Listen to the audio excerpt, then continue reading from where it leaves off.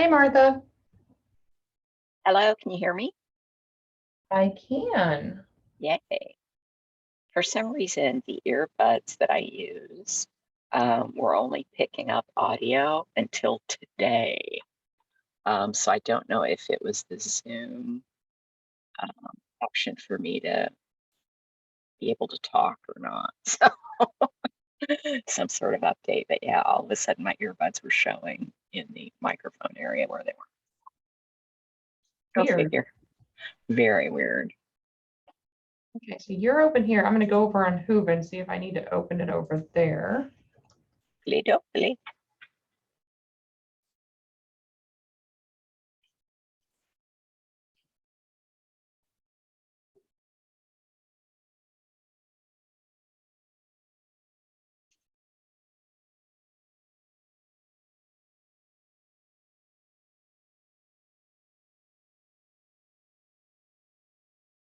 Streams in 13 minutes. Streams in 13 minutes.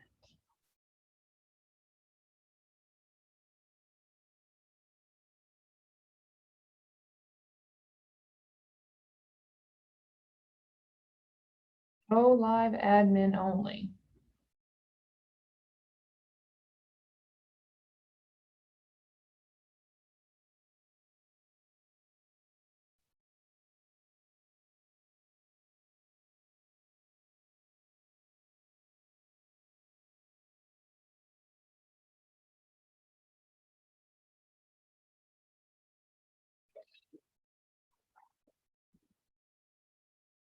And then do we have his?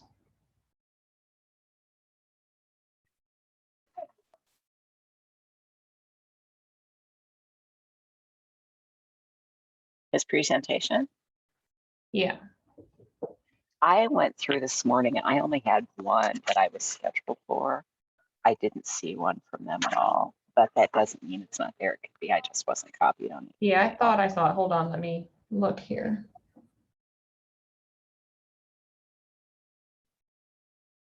And Says if to you want wait to for the event organizer to start the session. Oh, we'll start in 3 minutes. Okay. and if you want to send me that PowerPoint in case there's some sort of disaster. Yep, I will do that.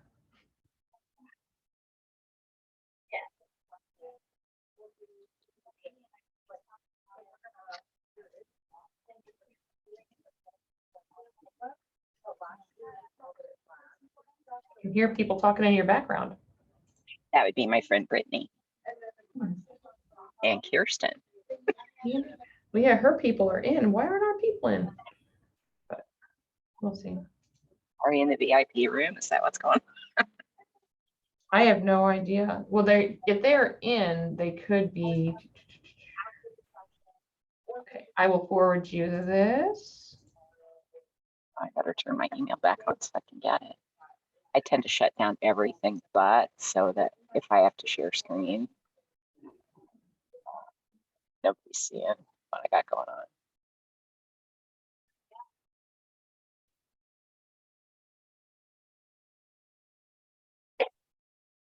Okay, Molly's got questions and I don't know.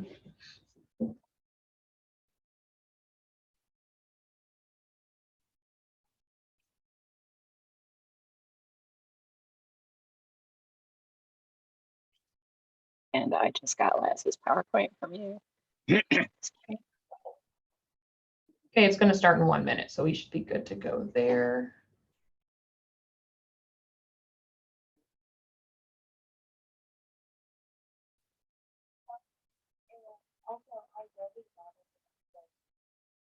So yeah, we just have 1 minute. Okay. Oh, admit laws. Perfect.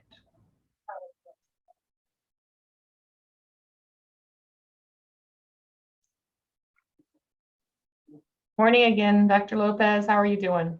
Good morning. How's it going? It's going well. Going well. Good. Are you wanting to drive this morning, or do you want us to drive your session, or how do you want to do that? If you mean the slide deck, if Yes. I could, that would be good. But I don't know. I might. So I should just share the screen and then use my slide deck, or Either way, we can support you, or you can. okay. Well, then let me try that here real quick.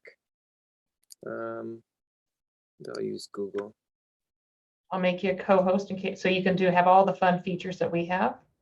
Okay. And Martha, if you're recording, I'll just shut mine off. I think I am. It threatened to stop recording if I muted, so it must be me recording. And then Okay. I have my screen, so I should select speaker view, right? I think you're in speaker view. It's looking like speaker view now. Oh, does it? Okay. Mhm. Although I would have to, let me see here. Army needs to pull it up in 2 places or else I don't know where I'm going. Let's see. You mean you don't have the 5 screens open like the rest of us do today? No.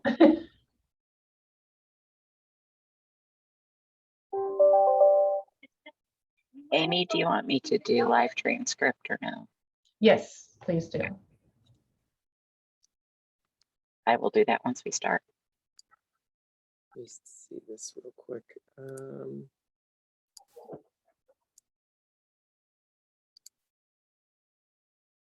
And then is Marcus joining us?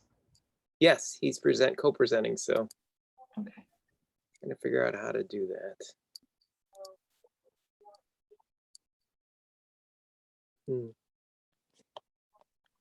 Sorry. Again, we have the slides if you want one of us to drive, if that would be easier. You know, it might be, well, I'm trying to see because I have notes on my slide deck. So if I'm presenting, I can't see my notes at the same time. So I'm trying to open it up in another device so that I can see my notes and which one of us is speaking at the same time. So let me see if I can get that to work. I will let Marcus in.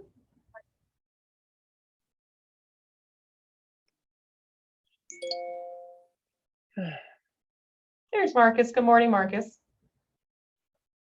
Oh, you're muted, sir. You'd think 18 months, I'd figure that out. I Sorry. know. Well, happens to all of us. It has to happen to you at least every other day. You have to forget to unmute or else. That's right. Yeah. That's right. I kept trying to put a screen in the background, but every time I put it there, I can't get it to turn the right way. So Yours is good. That ICCB one works. does it, but is it backwards when you look at it? No. Okay, good. Yeah, yours looks good. Okay, good.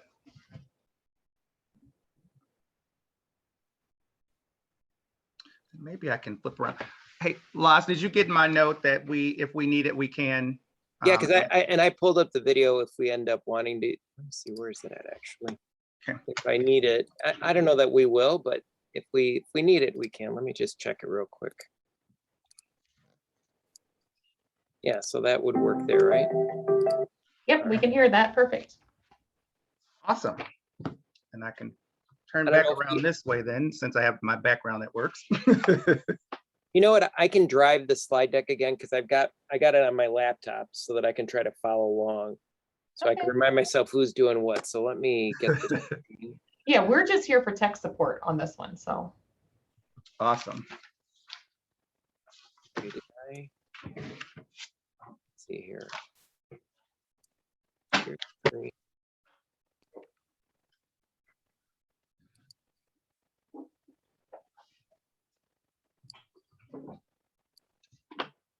Okay, so is it?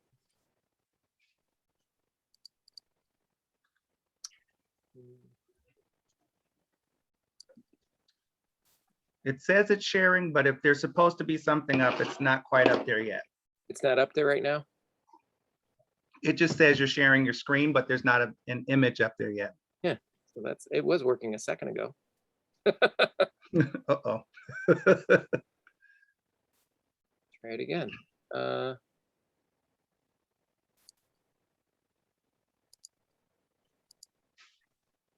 Yep, Oh, that works.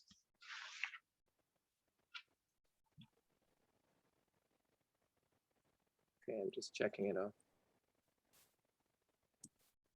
We'll see if anybody's interested. This is sort of in the weeds.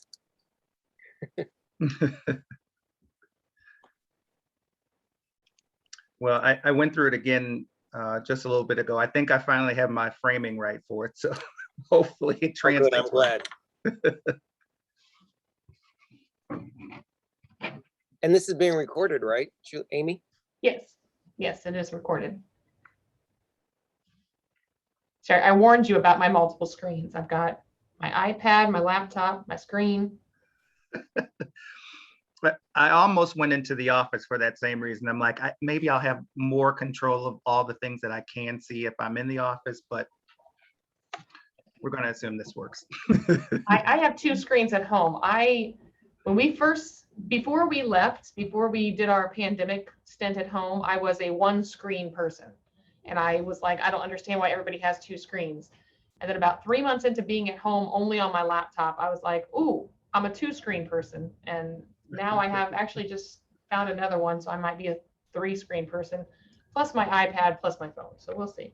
Uh-oh. I don't know if I can get to 3, but I know once, a few years ago, I had 2 screens. And when I came to ICCB, I'm like, yeah, I'm going to need a second screen. Yeah. Once you've been a 2-screen, especially like for budget work, Yeah. And then presenting laws, yeah, I'm a 2-screen because you can put your notes on one side and your presenter on the other, and it's awesome. Yeah. Did we have people pre-register for the different sessions or no? They did not. They pre-registered for the conference, and we had, I can tell you here in just a second.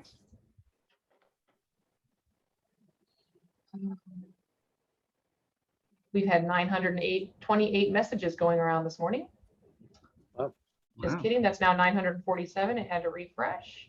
There's a lot of action going on.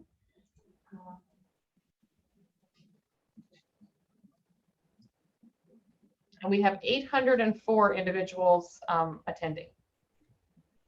Awesome. yep.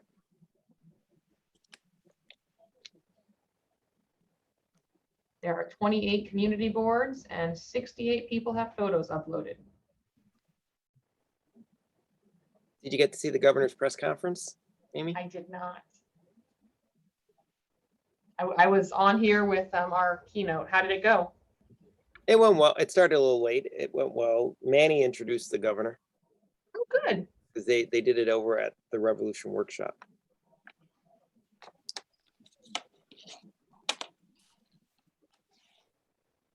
They said there's going to be a website for the commission somewhere. Excellent. Oh, look, it looks like we're going to have an audience, Marcus. That's not bad. Uh-oh. You guys are ready. We'll open that up in just about a minute. Sure. And then I'm going to disable the waiting room once we open up, and then that allows people to come and go. But And so it'll still work like a regular Zoom meeting. So will we see folks and or will it be sort of webinar format? Does that make sense? if they have their screens on, you'll be able to see them. Mhm. And then we're going to spotlight the two of you. So, Okay. and actually, the other thing I'm going to do, Marcus, is I'm going to make you a co-host. So you're at the top as well.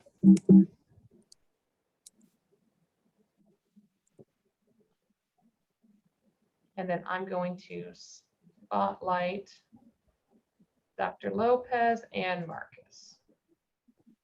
Not sure how that works out. And you two will be spotlighted and pinned at the top of the screen for everybody. Is are you with us during the whole session or no? Yes. Could you, I don't know if it depends on if we've got a chance to, if we're struggling to keep up with the chat, and there may not be anything in the chat, but feel free if there's something in the chat that we're not noticing, feel free to let us know. Absolutely, absolutely. Martha and I will both be on with you, and if things pop up in the chat or if you want to pause for questions, let us know and we'll be here. All right, I'm going to go ahead and open up the room.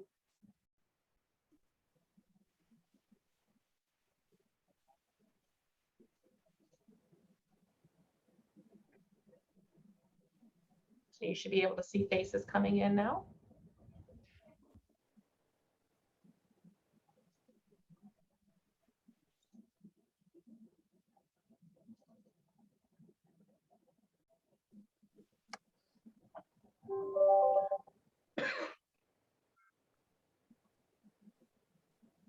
Then I have a little script before we get started this morning. So I'm gonna good go- morning, everyone. Welcome to the Forum for Excellence. My name is Amy Julian, and I'm the director for the Illinois Center for Specialized Professional Support at Illinois State University. I will be your moderators for today's session, and I am joined by Martha Smith from ICSPS, who will be providing tech support as well. So welcome. A couple of housekeeping items before we get started today. All of our attendees have the ability to unmute yourselves, but we ask that you refrain from doing this until the end of the session during the Q&A portion. If you do have questions, go ahead and post those in the chat box, and we will be pausing for questions as we go. We do ask that you post the questions in the chat box here within Zoom and not within the Whova app. I will be looking over at the Whova app from time to time, but you'll get a better response, and the presenters will be able to see your questions if you post those here in the chat. You can access today's presentation on the Whova app, and this session will be recorded, and you can locate the recording on our Forum for Excellence website. Following the end of the conference, we will be posting the presentations and the recordings early next week, so we'll need about 48 hours to get all those things up and going. We will post this website in the chat, and then you can access the resources for the forum page and I'll post this right in just a second. If you are looking for a certificate for professional development, those will come 2 weeks after the conference. If you need a certificate for professional development, we'll need to be accurate in the Zoom meeting attendance purposes, so we'll be good there. And with that, I would like to introduce our speakers for today. This session is College Completion, Connecting the Dots. And we have Dr. Lopez, who is the chair of the Illinois Community College Board and also the Associate Superintendent for High School District 214. And then Marcus Brown is the Deputy Director for Academic Affairs and Student Success at the Illinois Community College Board. I'll let you have the floor. Thank you so much, Amy. I appreciate the introduction. Good to see everyone today and joining us for this session. As what Amy mentioned, my name is Lazaro Lopez. People call me Laz. I have served as chair of the Illinois Community College Board since 2015 and have been working on both legislative issues at the K-12 and higher ed space in order to support increased levels of college completion. And Marcus, maybe you want to introduce yourself again? Sure, and I'm Marcus Brown. I'm Deputy Director for Academic Affairs and Student Success. I've been at ICCB about 3 years now, just had my 3-year anniversary, but have worked in the community college system in Illinois for more than 20 years and happy to be here and share what we can about this. What we're going to do today is that we're really going to take a look at an overview of state policies and practices really at increasing transition from high school to higher education in Illinois, and talking about those strategies that we know are increase the likelihood of student persistence and completion to a credential. Certainly that's going to include lots of policy discussions, looking at things like minimizing remediation through transitional instructional courses in math and English, diversifying access to early college opportunities and career pathways, and really the influence that they have on early employment, and so bringing that back together and looking at the statewide data and what that, and both as a reason why we need to continue looking at these sort of policy levers, but also these same practices, but also as a marker about where we're at and what we can do to continue toward persistence and completion. Yeah, so I would just add, Marcus, that our goal really is about to connect the dots for everyone. Not everybody sort of lives in the same space that we do. Those of us who've been engaged in public policy or recognize that a lot of the strategies that have been implemented during the last 5 or 6 years have been purposeful. And so our goal for the session today is to try to connect these dots of things that are happening. You may be aware of some, may not be aware of others, and to show how they're interconnected for this purpose of really economic mobility for all in Illinois, and economic mobility through college completion. And so with that, I want to sort of begin our discussion and presentation on this landscape. There are 3 specific, I'm sorry, I'm on the next slide. Sort of this alignment among the state, federal, and agency alignment, where we have the Illinois Community College Board at the table, the Illinois State Board of Ed, the Illinois P20 Council, and the Illinois Department of Commerce and Economic Opportunity. All of these agencies and stakeholders came together to ensure that we are aligned both in language and in processes when we think about Illinois and having students engage in career pathways and post-secondary accomplishments and completion. And a lot of that work has happened during the last 5 or 6 years and is reflected also in some of the federal legislation. So ESSA is the Every Student Succeeds Act. It's a K-12 legislation that set specific requirements around work-based learning and early college credit as markers of academic accountability. Perkins 5, which you're probably familiar with, and sort of the changes that influence there, both at the higher ed and the K-12 space. And WIOA. WIOA actually drives a lot of the, because of the funding attached to WIOA, has actually driven a lot of the work that's happened in alignment with our Career Pathways Dictionary and ensuring that we're all speaking the same language. But all of those agencies, all of those entities and work groups really coming together and being driven in, at least in significant part, of these federal legislative efforts. And it resulted in quite a few policy initiatives. And this may not be all inclusive, but certainly some of the policy levers that have happened over the last several years. One is the goals of the Community College Board and adopting goals that aligned with really economic mobility and career pathway development, and ensuring that the focus of the agency is on this work towards completion. The Illinois Articulation Initiative, which has been really a model for the country, codifying that in legislation, ensuring that we have an articulated agreement for all of our transfer courses. That really gives us a leg up in a lot of states. College and career endorsements, which I'll talk about in a little bit. That is a K-12 policy that has influences and impact on higher ed around common language and career readiness indicators.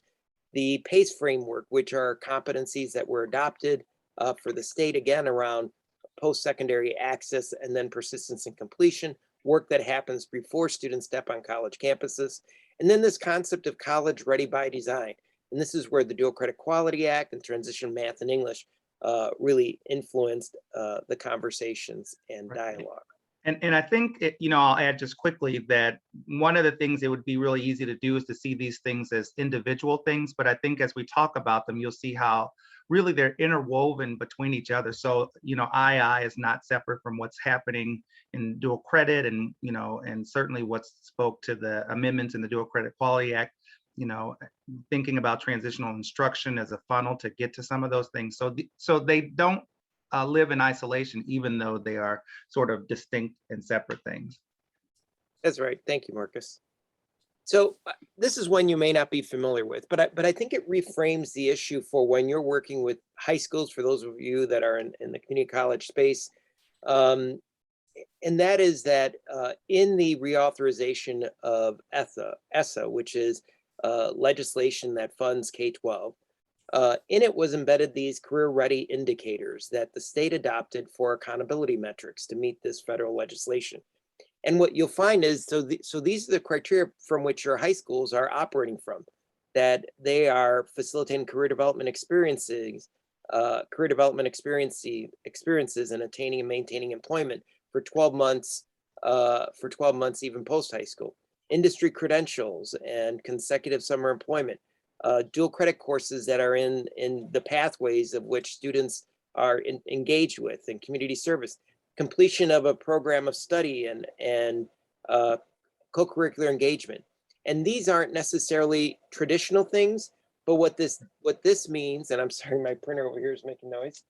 What this means is that that one of the goals for high school is really beyond high school graduation, that superintendents are no longer just worried about success from a metric of are students graduating, are they meeting graduation requirements, but it's also from the lens of where do our students end up? Are they economically mobile? Post 6 years out, or have they achieved a college credential? And those are the things that are driving accountability metrics at the K-12 space. That is why they're driven to do this work. And so aligned with that is this concept of our board goals, which really drives the work of the agency. And that is ensuring that we have seamless transitions with equitable outcomes, economic development, but through expansion of apprenticeships and pathways, and ensuring students are able to easily transition. They're identifying career areas of interest while they're in high school that they can easily transition into our community college programs. We know that if a student steps on a college campus and if they don't know why they're there, they are likely not to persist and complete. But if they step off that stage in high school and they know their area of interest, they know their pathway of interest, then they're more likely to be able to be purposeful in the courses they're taking.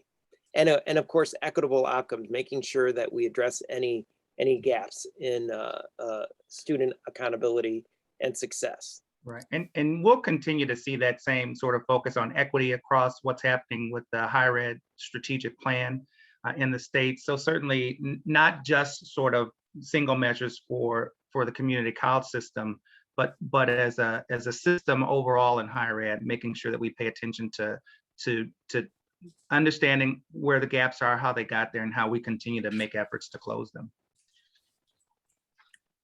So one of the things that really was developed only in the last several years was basically all of our agencies and everyone getting together and deciding, okay, what is all this language?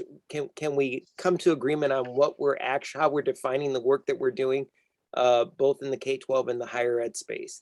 And in it, we developed what's called the Career Pathways Dictionary, which you can find online, you can Google it, and this is for Illinois.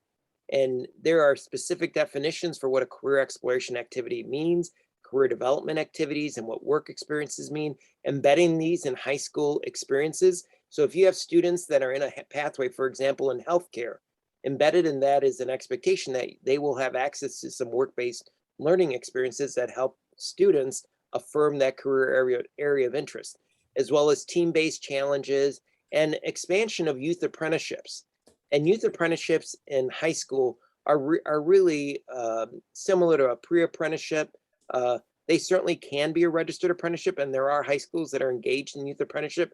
The whole goal is the same. It really isn't about replicating or duplicating the efforts in higher ed. It really is about creating entry points for students to begin those discovery processes while they're in high school, so that so we can connect them to their local community colleges and programs that will help them persist towards completion. So in this legislation that high schools are working off of are these endorsements. There's 7 different endorsements a high school student can earn. And these are informed by the 16 national career clusters that you're probably familiar with. But I share this in this context that you may not be aware that high schools are in the process, or maybe some of you are in this conversation, of developing these pathways to these endorsements and the specific requirements of an endorsement. So when they're coming to you and asking for early college credit hours, it's in part because of this expectation from accountability that we're helping students discover a career pathway so that they are on track to transition effectively. So in it is common language you're familiar with career pathways of orientation courses, advanced courses, and also capstone courses. Students are expected to have at least 2 career exploration activities and 60 cumulative hours of paid or credit supervised career development experience. That's really your work-based learning. These are students who are doing apprenticeships, students who are doing what you might typically consider a college internship experience at one of our employer partners, and at least 2 team-based challenges. In it, you'll also see embedded 6 hours of early college credit, again, required as part of this endorsement. The concept is that students who graduate high school with this endorsement in place, and those are one of these areas, that will have some value proposition for the community, either in employment and saying that I've earned this credential and I have some early entry-level credentials to go along with it and early college credit, or to the higher ed institution to specifically recruit and help these students transition into their programs so that they can complete a college program. So this is the endorsement work. And so it sort of leads to our focus question for today, which is really, why is it important for the state agencies to align goals and policies? And what are we trying to impact with our partnership? So why is it important for us to do this work, for us to come to, we spent a lot of time where we were working very much, I would say, as siloed agencies. And I have to tell you, that is no longer the case. Our agencies really, and our executive directors and our boards are working together to try to ensure that we're developing policies that create the foundation for. Hi. The other Cisco, SY. I said CISCO, and she said, yeah, So and if it you can isn't. It's mute Cisco that with an video, S. of course, Amy. And they're here, Oh. they came to culinary. Right. Yeah, that's third Cisco. Yeah, and I repeated her, so I said. I got think it. it's- I was able to get to mute there. All right. Okay. So with that, so the question is why. I'm Marcus, I know you're going to take a lead on why here. Sure. So, I think we have to think, both at what the data tells us and what it can and lead us to. And so when we think about what's happened in Illinois with regard to populations of students, we begin by looking at, for example, the graduation rate. So looking at the percentage of African-American students, for example, who graduate at a 4-year institution and who graduate out of 2-year institutions or the community colleges, and looking at that same sort of comparison with Hispanic or Latinx populations. I think, it's easy to look at that and say, boy, there's a real problem with that. And I think especially as you look at that in comparison to the other populations, which you'll see on the next slide, it gives us a pause to think about what's happening in the system where you can have a 33%, 34% graduation rate for African-American students and not quite 50 for Latino students, but still see 66% for white students, and then still at 60% overall. So we know that there's some gaps that are happening in that, and so it begins to make us think about what are the access points that students are coming to college with, what was their preparation like, and then how are we continuing our efforts to make sure that they're set up to be retained and to persist in college. So so we have to think both about where the data is now, but then also that we have to be intentional about how we launch students into college. And I think that's kind of one of the areas we're going to get to as we think about that. On the next slide, you have some information about really kind of looking at a national trend as well about how students are, particularly Black or African-American students, are persisting and graduating out of higher ed, and how Hispanic or Latinx students are doing that. One of the biggest or one of the stark contrasts, I think, to take away from this slide, you'll see already that that African-American women tend to graduate ahead of African-American men, for example. But I think one of the most interesting data points you see here is that when we look at how what it calls Hispanic immigrants graduate differently than sort of those who have migrated here in the last 5 years versus those who have been here 10 years or longer, you begin to see some real drastic differences in terms of the population and how they access higher ed, how they've accessed, and perhaps even how it's been prioritized for them.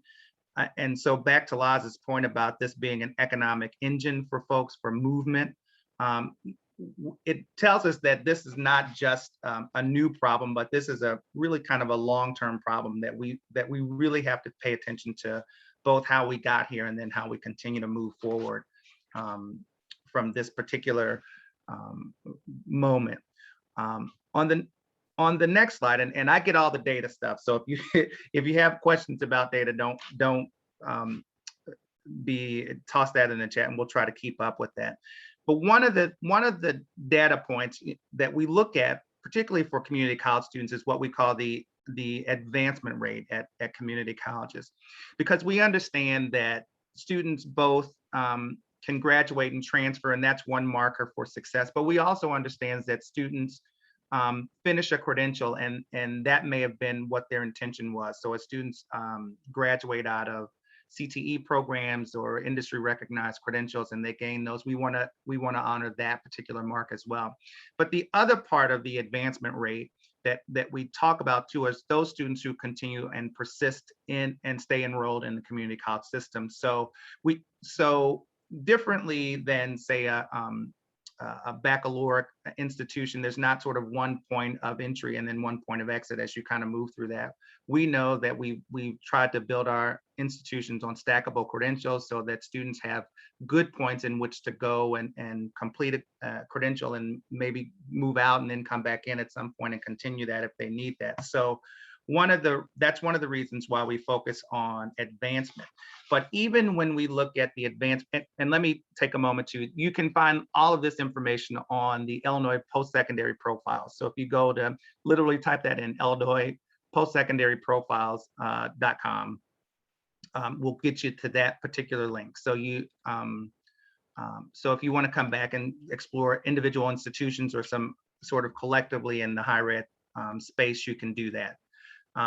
But as we disaggregate this information and look at advancement rates across populations, what we continue to see are these gaps in terms of persistence, perhaps these gaps in terms of achievement. And so the advancement rate, looking at the advancement rate for African-American students, we continue to see a disparity that's still present when we look at Hispanic and Latinx student populations. On the other side of that, so while the whole advancement rate is 62.9 or nearly 63%, what we see are Asian students and white students outperforming that particular metric as well. So it tells us that we've got some work to do. So this goes back to our why we ask this question. Why is this important? Why do we need to make these connections? Why do we need to be concerned as much about how students launch into higher ed as much as we are concerned about what happens when they get there? So we continue to think about what's the preparation, what's the lead up for these students, and how do we affect that sphere as we kind of go through that. So again, thinking about that as we think about why. So that really has informed our college completion strategy that we've been implementing over the last several years. And you're probably familiar with several pieces of this or been engaged with it, but they really are for this purpose of completion and to address some of the gaps that Marcus just spoke to. And those include the concept of multiple measures, recommendations for placement, co-requisite, and transition courses. They are part of this sort of full strategy of ensuring our high school graduates in Illinois are graduating college ready by design.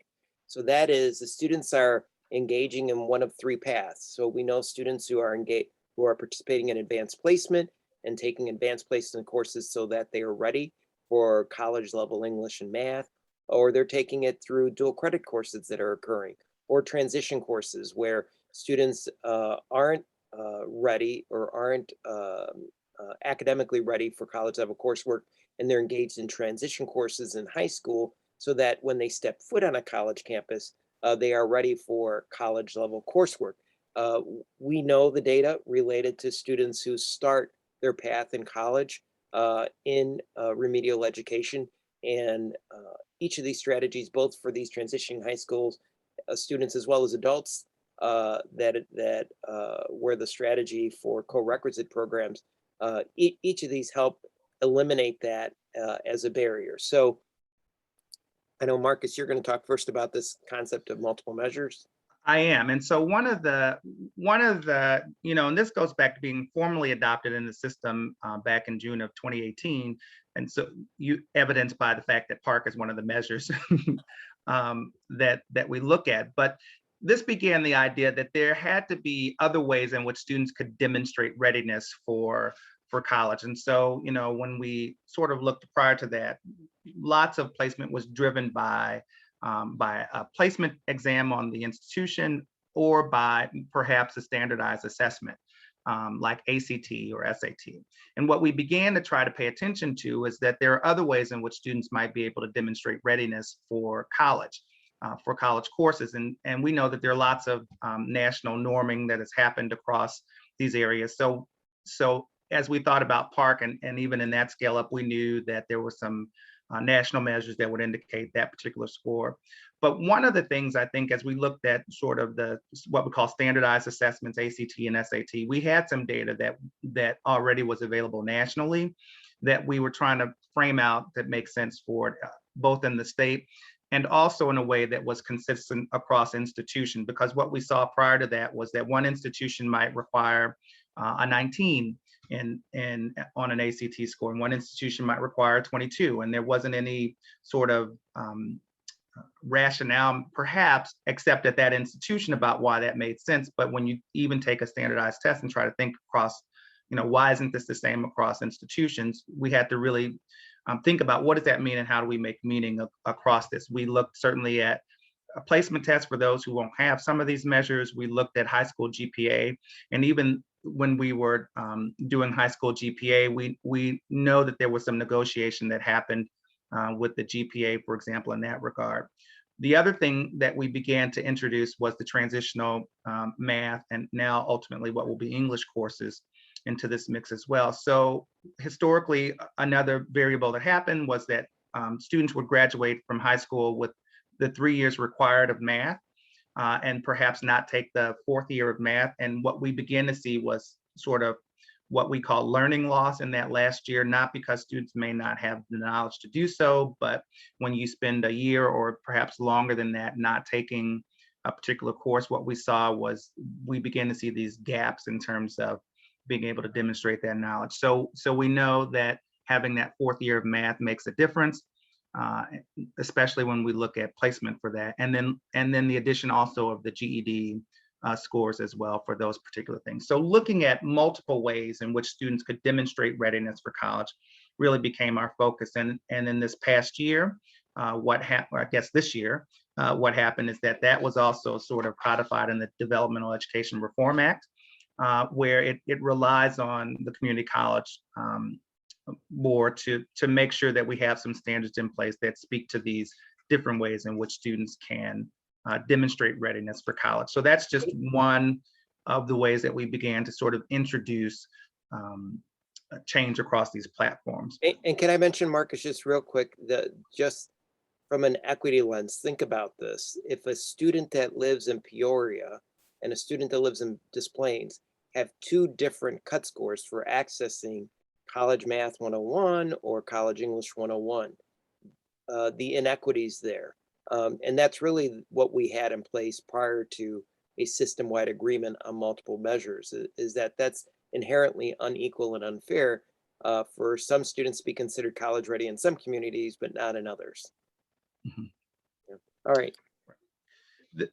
One of the other ways that we did that, and some may remember that when we looked at other ways to sort of begin thinking about reforming developmental education, is that as a system, we can think about Corequisite and adding that as we thought about developmental education. So beginning in 2016, we provided grants for institutions who ultimately, for 30 institutions, to support implementation around Corequisite work, really kind of paralleling what was happening with Complete College America and how we might move that on. There was, so when we, certainly an emphasis on math, because that may have been in some ways an easier lift of that, but not exclusively math. So actually, when we look at what happened with those Corequisite projects, what we found was that we had about an 87% completion rate for those who enrolled and completed in an ELA Corequisite course, and in those who did a math course,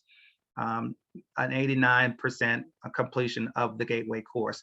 The thing I need to mention, of course, is that as you think about Corequisite, it is by default attaches itself to the Gateway course. So we're not just looking at whether or not students did DevEd, but we're also looking then at the completion of Gateway courses. And so when you think about now the students who may not have had access to the Gateway course before, but looking at what supports do those students need who may have been on sort of marginals of placement, now had this opportunity to do that with the right supports. What we found is overwhelmingly students were able to complete those courses with the right level of supports.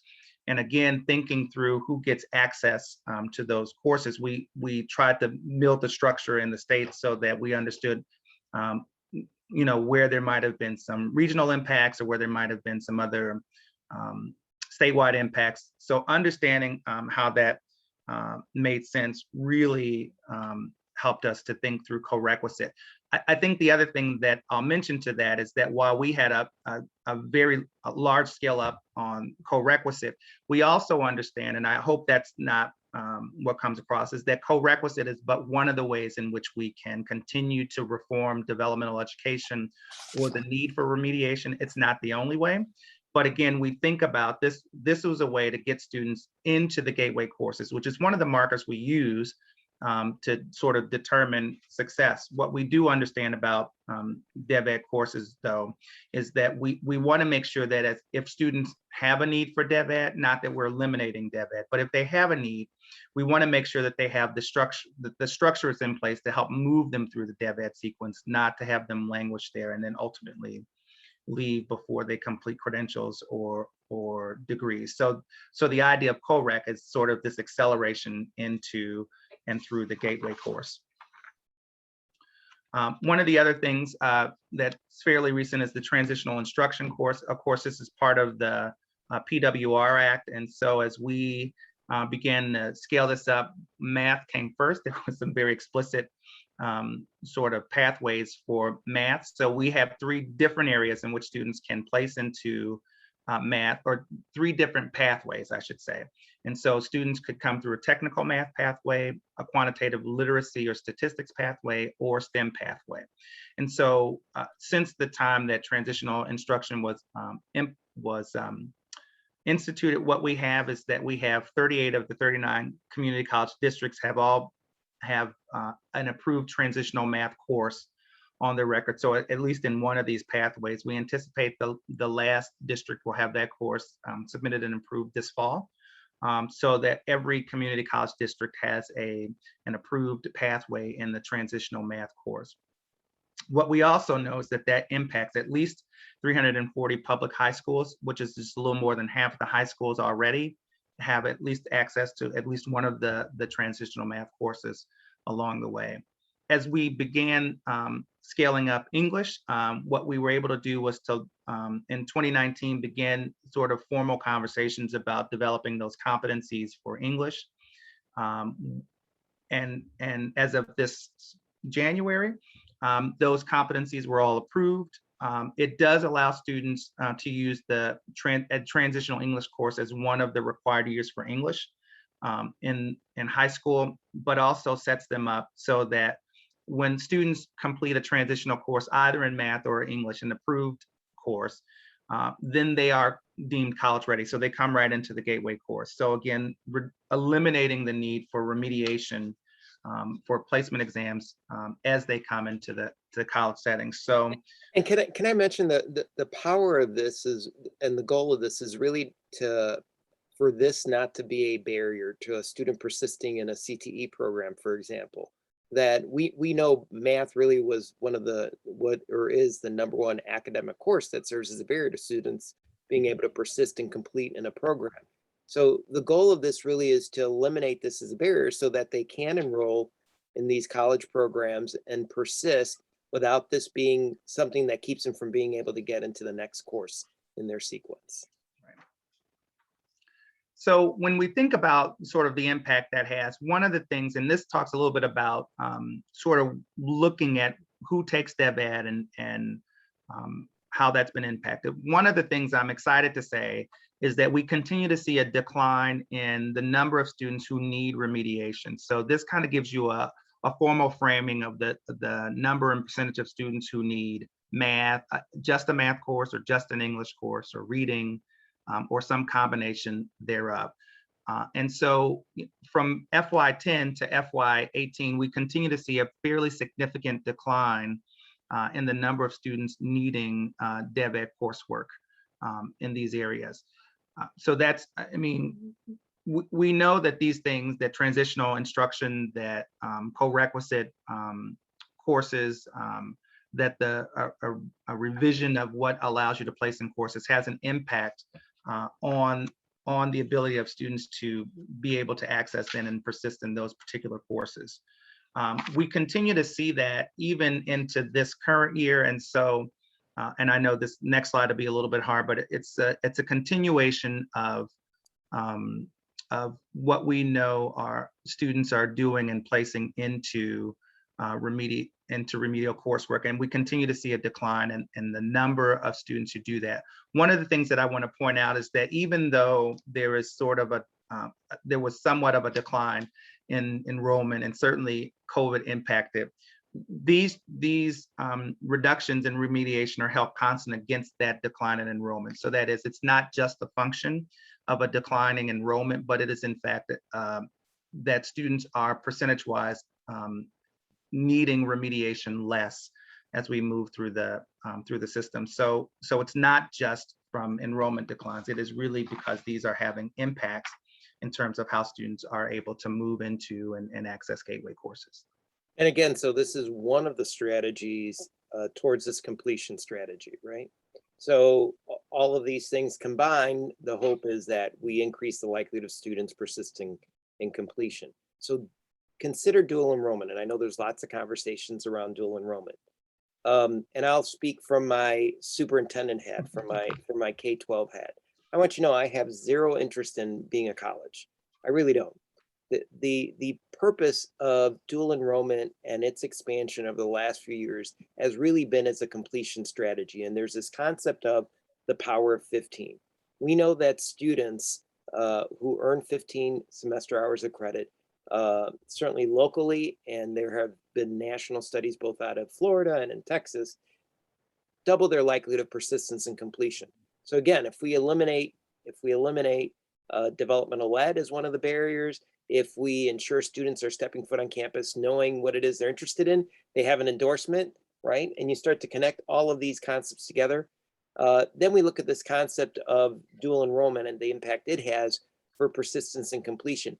And let me share with you that I know often what hits the news or people hear about are these programs where they try to say that, you know, they want high school students to graduate with their associate's degree.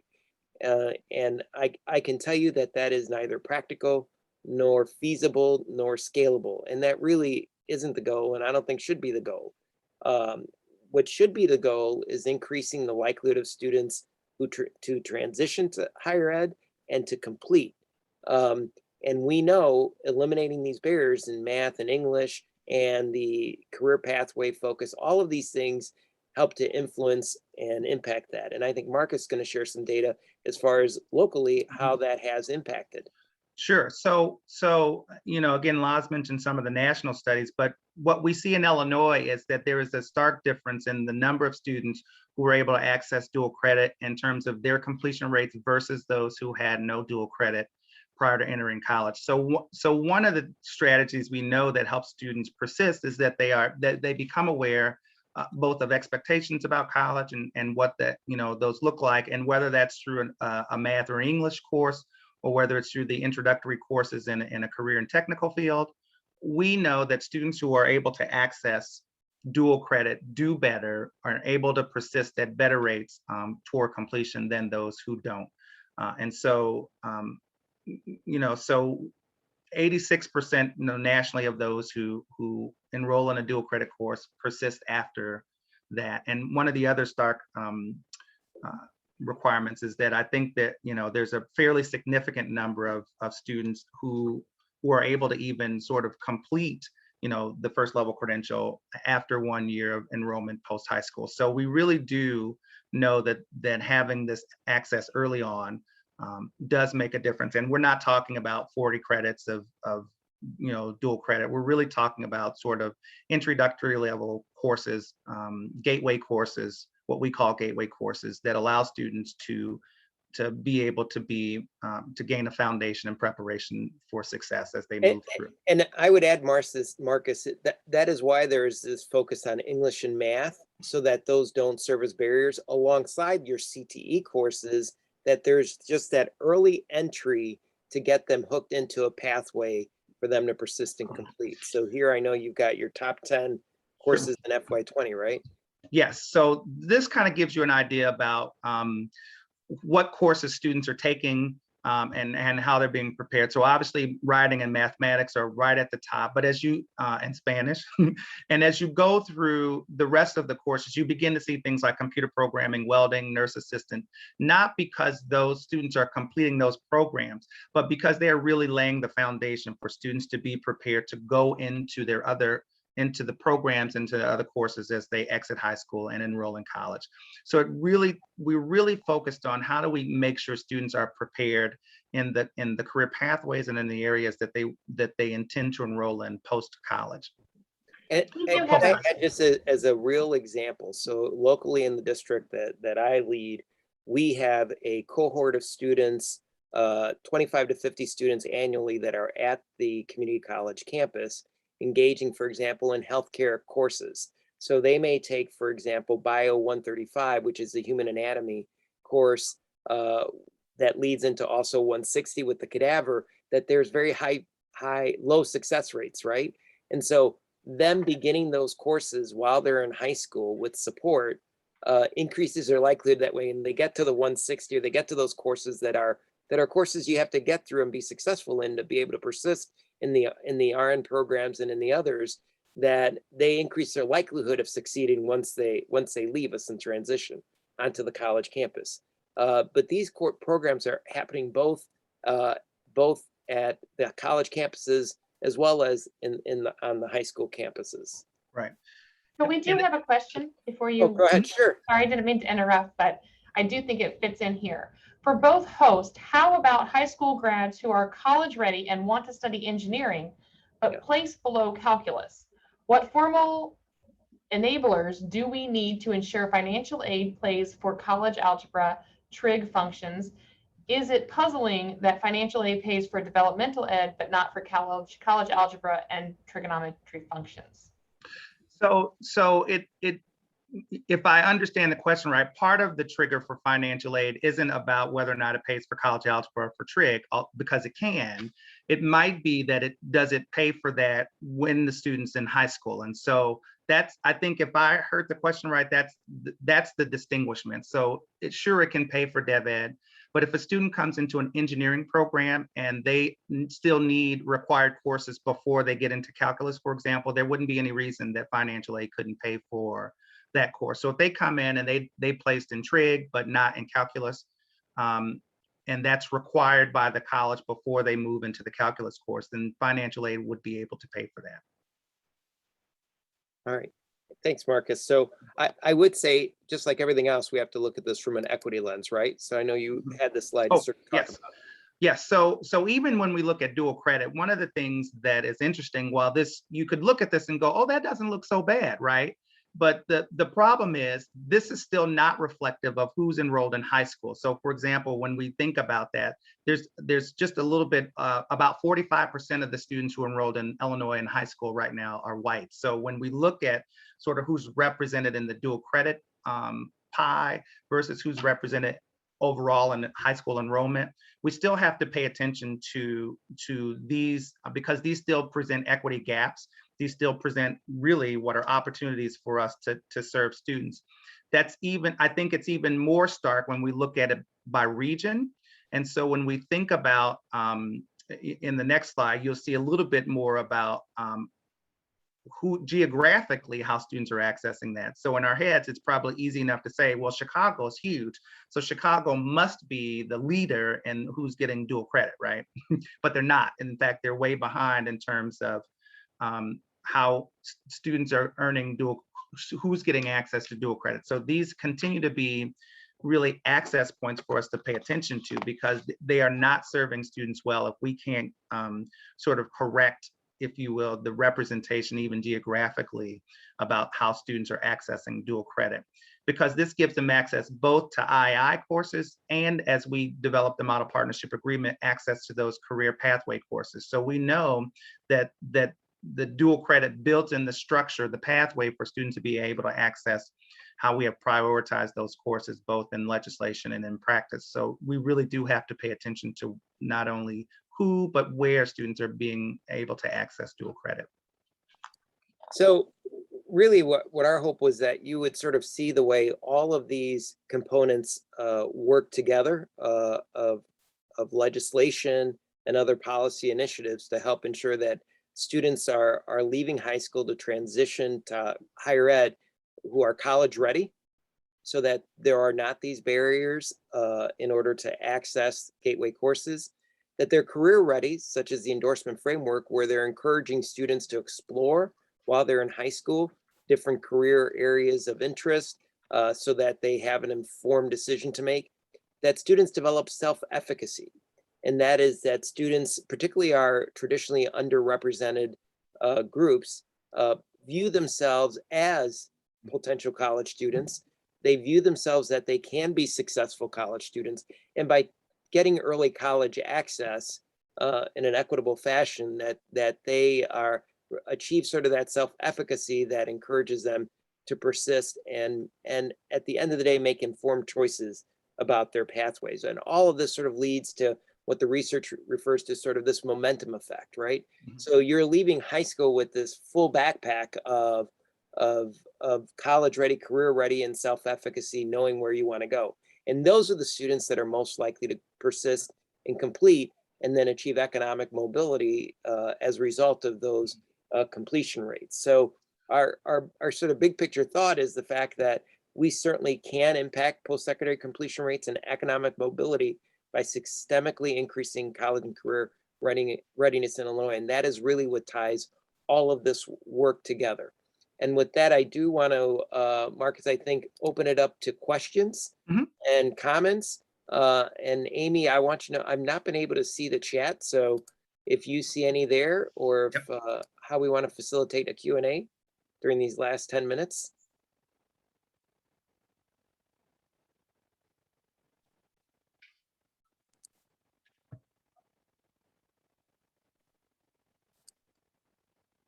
I'm not seeing anything in the chat. Marcus, are you? I can't. Nope, I don't. Okay. You know what I'll do right now, though? Let me, I do have a short, if there aren't any questions right now, a short 4-minute video to sort of represent what this work is anticipated or expected to do from a K-12 lens to feed into higher ed. I think it's informative. Let me just pull it up here real quick to this work. And it's one that's we've done here locally. In many ways, my work is to, I work on a lot of state policy issues and then serve as a proof of concept that this can actually work. So let me share this short 4-minute video to show you how this actually works in practice. Let me know if this works, Marcus. Yep, I have sound. When I started high school, I was confident in my career choice. I knew I wanted to pursue a career in education. And High School District's 214's Career Pathways program gave me the head start I needed. I took classes to prepare me for my future career, had opportunities to earn early college credit, and even completed an internship in my career path. That real-world experience helped me discover my future. And it isn't in education. My high school experience helped me better define my true passion. It turns out that I love communications, and I hope someday to have a career in broadcast journalism. And guess what? Even though I started the Pathways program in one area, I was able to easily change direction and do a multimedia internship where I wrote, edited, and produced a video. That's what the Pathways program is all about, opportunities and options. And it's available to every single District 214 student. The goal is to make sure you graduate knowing what you want to do for the rest of your life, or what you don't. The way I look at it, they're helping us succeed. Educators here are focused on our future success, no matter what our path may be. For me, high school has helped me break out of my shell. I did musicals and track and the AVID courses, which helped me prepare for college. And through Career Pathways, I took advantage of so many new courses. I was able to take business, marketing, and finances classes. Those opportunities combined showed me what I wanted to do, sports marketing. So what is Career Pathways? It's a sequence of courses and experiences to help us get from high school to college and careers. It's a program to make sure we leave college, career, and life ready. Throughout this program, I was able to intern in the research department here at Northwest Community Hospital and it was incredible. That's not something most high school students get to do. Other students have completed apprenticeships in areas like cybersecurity, so they're getting paid to learn critical career skills. Others have earned endorsements in specific career fields. In all, we can choose from nearly 4 dozen programs of study across 16 nationally recognized career clusters. A career cluster is a group of career fields with a common theme. District 214 offers architecture and construction, education, health sciences, information technology, law, manufacturing, science, engineering, mathematics, and more. Within each of these are specialized areas of study focused on a career that interests you. For instance, in law, you could focus on legal services or law enforcement. In health science, you'll complete supervised clinical hours towards a certified nursing assistant credential to begin your career as you focus on coursework for pre-medicine, nursing, or other allied health fields. It all depends on you. Through career pathways, you can earn early college credits while you're in high school. That saves you time and money and helps you achieve career credentials and gives you work-based learning experiences. District 214 engages with nearly 1,500 businesses to offer student internships and paid apprenticeships, and partners with colleges and universities to deliver career programs such as aviation and education. The District 214 Center for Career Discovery matches you to internships and provides other opportunities to explore careers through career nights, workplace tours, classroom presentations, and speakers. Some of them are alumni who once walked our same path. The high schools continue to support your path with career-focused clubs and experiences like mock trial and robot rumble or college field trips, and so much more. You don't have to leave high school knowing every step of your career, but you'll leave ready to discover your future. To learn more about career pathways, visit d214.org or talk to your counselor. All right. Hopefully what the video showed was really the idea or this concept that we transitioned to, which is that high schools are sort of that initial step into setting students on the path that when they step foot on the college campuses, they're ready to be successful. They know why they're there, and they come more prepared than they ever have before. We've been working on this to implement and scale this from a statewide lens, not just in my community, but in communities across the state, from our 60 by 25 networks to all of the other initiatives in the P20 Council to help support local communities in developing these opportunities for students. And a lot of the programs you saw there are really partnership with our local community colleges, including Harper College, who facilitates our healthcare pathway, Triton College in our automotive and others, and trade sector, as well as countless others who are supporting the work of our students. So with that, I don't see any questions. Go ahead, Marcus. I was just going to say, I think the one thing that I appreciate from the very first student is that when we talk about setting these students up to be ready to go, it doesn't mean that it's the forever career. You know, we know that students are going to change and they're going to change their mind, but it's about setting them up that they can do that in a way that continues to maintain the momentum, that allows them to understand you know, what the choices mean to them and how that might impact them, and to be able to make those in a really intelligent way. So it's not because, you know, she found that education wasn't for her, but what she also found was that she was still on the path to do the things that she wanted to do. And I think that's the piece, you know, that I'd want to emphasize. It doesn't mean they maybe are going to stay exactly in the thing that's along that pathway, but if we set them up correctly, if they can go in without, you know, needing any, if at all, you know, remediation, if they can go in understanding, you know, how to manage college and expectations, I think that's the piece that we want to make sure we emphasize, that's what helps to set them up for success. Oh, good. And I appreciate the comment in the chat from Sandy there. I mean, the whole goal of the presentation, we live it, I live this, so I see all the connections, but I know that it's not always apparent to those in the field. And I wanted to provide a venue to help others understand that really all of these things are linked together, and the entire purpose is for really economic mobility through college completion. We know that's the answer. That's what we want to support. Certainly in the work at the agency, that's what we do. And with that, I think that concludes our presentation. Not seeing any other questions, and you guys have sort of 5 minutes transition to your next session. Anything else, Amy, we need to do? No, I think that is, my video doesn't want to turn on, but okay. I think that's everything for today. Thank you both so very much for joining us and for being a part of the Forum for Excellence. We really appreciate it. And I agree with everyone in the chat. This was a great presentation. So thank you all so very much. We will be coming back in a general session at 12:45. So be sure you join us. We will be hearing from Octave and listening to what is coming up from the national level. So an exciting and engaging after lunch conversation. So enjoy your conference chicken wherever you are. And we will be back this afternoon. Thank you all so much. Thank you so much. Thank you. Everyone.